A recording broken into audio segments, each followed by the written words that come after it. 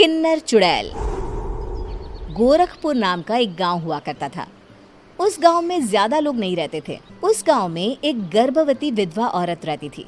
उस औरत का नाम कमला था। कमला अपने घर में अकेली रहती थी। उसके पति की सारी जायदाद उसके नाम हो गई थी, पर सभी गांव वाले उस औरत को मनहूस औरत समझा करते थे और सभी उससे नफरत किया करते थे।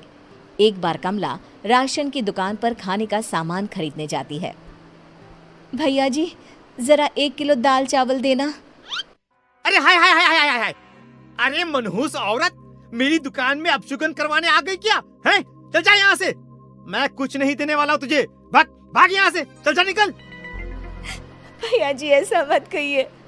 मैं गर्भवती हूँ, मुझे खाने की बहुत जरूरत है। मुझे खाना दे दीजिए।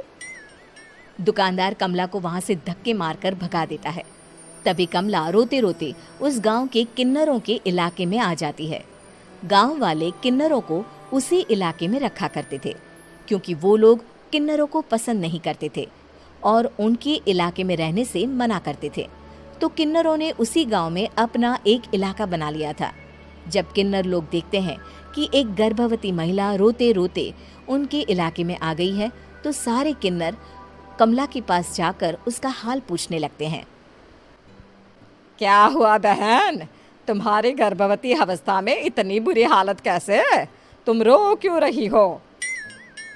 तुम डरो मत, हम तुम्हें कोई नुकसान नहीं पहुंचाएंगे। तुम शांत होकर सब बताओ कि हुआ क्या है। मैं कमला हूँ। मैं गांव के दूसरे इलाके से आई हूँ। 2 महीने पहले ही मेरे पति की मौत हुई है। मुझे गांव के लोग मनहूस मानते हैं, क्योंकि मैं विधवा हूँ और गर्भवती भी। वहाँ के लोग मुझे खाने के लिए कुछ बेचने के लिए भी तैयार नहीं, जिससे मेरा गुजारा नहीं हो रहा था। कोई बात नहीं कमला, हम तुम्हारा ख्याल रखेंगे। किन्नर लोग कमला को एक खाली घर में रहने के लिए जगह दे देते हैं और उसकी देखभाल भी करते हैं। कुछ ही महीने बाद कमला अपने बच्चे को जन्म देती है, पर अफसोस, कमला बच्चे को जन्म देते ही अपनी जान गंवा देती है। जब सब किन्नर बच्चे को देखते हैं तो बहुत खुश हो जाते हैं, क्योंकि वो बच्चा भी किन्नर ही था। कमला ने एक किन्नर बच्चे को जन्म दिया था। अब इस बच्चे की देखभाल कौन करेगा? हम तो इस बच्चे को गांव के दूसरे इलाके में भी नहीं भेज सकते। और तो क्या हुआ, इस बच्चे की माँ नहीं रही तो हम इसे पालेंगे। अब ये हमारे इलाके में रहेगा, हमारे साथ रहेगा। फिर वो किन्नर उस किन्नर बच्चे को गोद ले लेते हैं, उसका नामकरण कराते हैं। उस किन्नर बच्चे का नाम शक्ति रखा जाता है। देखते ही देखते शक्ति बड़ी होने लगती है। उसके रंग रूप बहुत सुंदर थे। वो बहुत सुंदर किन्नर दिखती है। एक दिन शक्ति एक किन्नर से पूछती है, माँ जी सुनिए ना, ये गांव के दूसरे इलाके में भी तो लोग रहते हैं, तो हम वहाँ क्यों नहीं जाते? हम उनसे अलग क्यों रहते हैं? शक्ति, क्योंकि वो लोग हमारे जैसे नहीं, वो लोग हमें पसंद नहीं करते, इसीलिए हम उनसे अलग रहते हैं। क्यों? वो हमें क्यों पसंद नहीं करते? मुझे एक बार उस इलाके में जाना है। मैं एक बार वहाँ जाकर घूम कर आऊँ। शक्ति, खबरदार, जो तू उस इलाके में कभी भी गई तो अपनी जान नहीं गंवाना चाहती तो उस इलाके में कभी कदम भी नहीं रखेगी, समझी? इतना कहकर वो किन्नर वहाँ से चली जाती है। शक्ति उस किन्नर की बात सुनकर बहुत रोती है। माँ जी, ऐसा कैसे कह सकती हैं? उन्होंने इतनी सी बात के लिए मुझे इतना डांटा। अब तो मैं उस इलाके में ज़रूर जाऊंगी। फिर एक दिन शक्ति गांव के दूसरे इलाके में चुपके से जाती है। ये लोग तो हमारे जैसे ही इंसान हैं, तो ये हमसे नफरत क्यों करते हैं? जब शक्ति उस इलाके में पहुंचती है तो गांव के सारे आदमी उसके रूप से मोहित हो जाते हैं। वो लोग ये अंदाज़ा नहीं लगा पाते कि वो किन्नर है। शक्ति की सुंदरता देखकर सारे गांव वाले उसकी तारीफ करने लगते हैं। तभी गांव का चक्कर लगाने गांव के जमींदार का बेटा हर्ष वहां पहुंचता है। हर्ष भी दिखने में बहुत सुंदर होता है। जब हर्ष ने शक्ति को देखा तो वो भी उससे मोहित हो गया, और जब शक्ति की नज़र हर्ष पर पड़ी तो वो हर्ष को देखकर मोहित हो गई। आपको पहले कभी इस गांव में देखा नहीं। इस गांव में आप नए हैं क्या? जी नहीं, वो मैं बस। तभी शक्ति बोलते बोलते रुक जाती है और मन में सोचने लगती है, अगर मैंने इनको बता दिया कि मैं दूसरे इलाके से आई हूँ तो वो समझ जाएंगे कि मैं किन्नर हूँ, इसलिए मुझे इनसे झूठ ही बोलना पड़ेगा। शक्ति हर्ष को कहती है, जी हाँ, मैं इस गांव में नई आई हूँ, यहाँ अकेली रहती हूँ। वैसे आप कौन है? आप भी इसी गांव में रहते हैं? जी हाँ, मैं इस गांव के जमींदार का बेटा हूँ।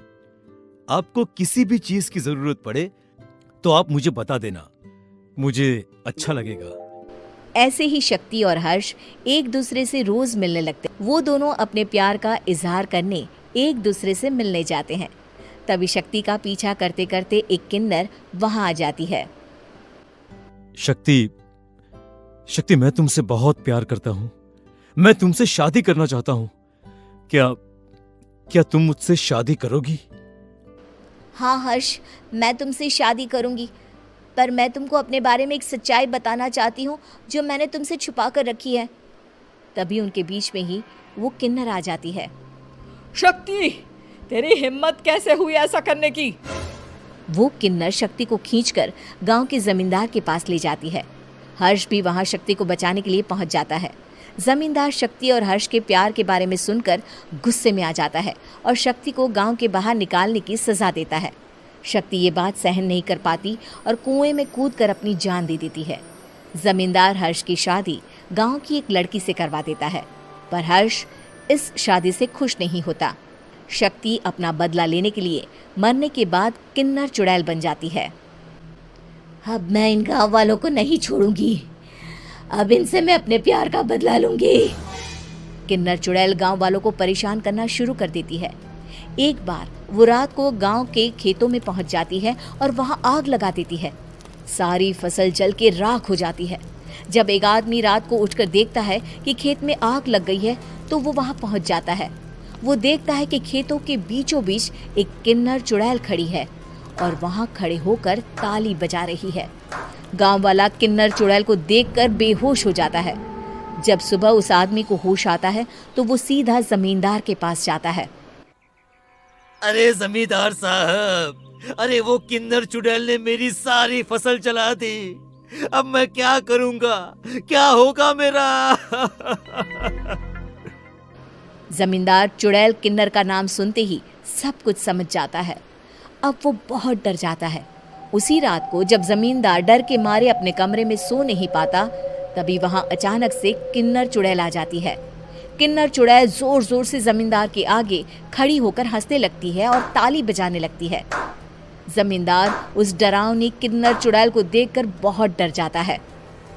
तूने मेरे साथ बहुत बुरा किया, अब मैं तुझे जान से मार दूंगी। नहीं नहीं नहीं नहीं नहीं, मुझे माफ कर दो, मुझे मत मारो। मैं कभी ऐसा दोबारा नहीं करूंगा। अब तुम जो बोलोगी वही मैं करूंगा। ठीक है, मैं चाहती हूँ कि किन्नर इलाका गांव के इलाके से जुड़े और गांव का कोई भी आदमी किन्नर समाज से द्वेष ना करे, उससे नफरत ना करे, नहीं तो मैं सारे गांव को मार दूंगी। और तुम गांव में एक नया कानून बनाओ कि अगर किसी ने भी किन्नर समाज को हानि पहुंचाने की कोशिश भी करी या इनसे भेदभाव करने की भी कोशिश करी तो उनको कड़ी से कड़ी सजा मिलेगी। हाँ हाँ हाँ हाँ, मैं ऐसा ही करूंगा। तुम जो बोलोगी वो मैं करूंगा, पर मुझे जाने दो प्लीज। तब वो किन्नर चुड़ैल वहां से चली जाती है।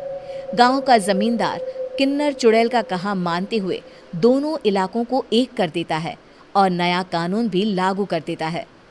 तब से वहां किन्नर समाज और बाकी गांव वाले शांतिपूर्वक रहने लगते हैं।